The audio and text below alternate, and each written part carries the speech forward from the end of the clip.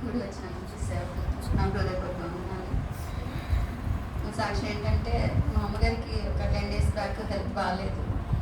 నేను మిడ్ నైట్లో వచ్చింది. కిడ్నీలో స్టోన్స్ ఉండటం వల్ల పెయిన్ వచ్చిందంట బ్యాక్ సైడ్. అయితే నేను అర్ధరాత్రి లేచినప్పుడు మా అమ్మ కింద పడిపోయి మొత్తం కిందంతా పొర్లుతూ కనిపించింది, ఏడుస్తూ. ఏంటని అడిగితే కడుపు నొప్పి వస్తుంది, రాత్రి 11 నుంచి వస్తుంది అంటే మరి లేకొచ్చు కదా అంటే ఎందుకు డిస్టర్బ్ చేయడం, ఎందుకు ఓర్చుకుందామని అట్లాగే పెయిన్ ఓర్చుకుంటున్నాను అంది. అంటే ఇంకా చూసాం, 1 గంట 2 గంటలు చూసాం, ఎక్కువైపోయింది, అసలు తట్టుకోలేకపోతుంది, ఇంకేమైనా ప్రాబ్లం అయితే అని చెప్పేసి అప్పటికప్పుడు నేను ఒక్కదాన్ని ఎలా తీసుకెళ్ళాలో తెలియక మా చెల్లి వాళ్ళకి అందరికీ కాల్ చేశాను. ఎవరు రెస్పాండ్ అవ్వలేదు. అవ్వకపోయేసరికి ఇంకా నేనే హాస్పిటల్లో తీసుకొచ్చాము.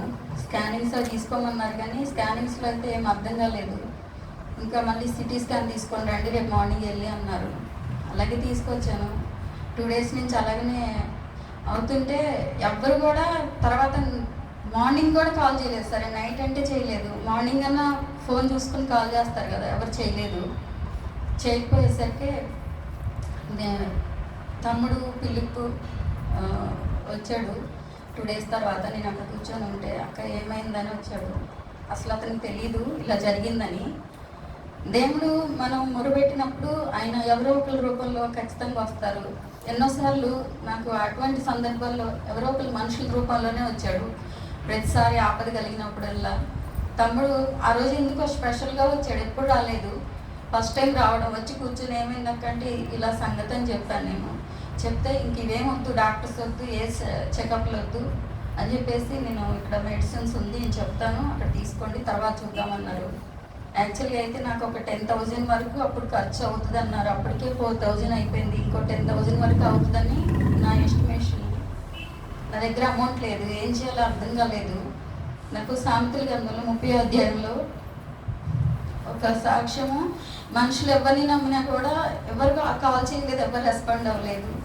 ఆకాశముకి ఎక్కి మరల దిగువాడెవడు, తన పిడికిలతో గాలిని పట్టుకుని వాడెవడు, పట్టలో నీటిని మూటగట్టువాడెవడు, భూమి దిక్కులను స్థాపించిన వాడెవడు, ఆయన పేరేమి, ఆయన కుమారుని పేరేమి మీకు తెలిసి ఉన్నదా అని సాక్ష్యం గుర్తొచ్చింది నాకు.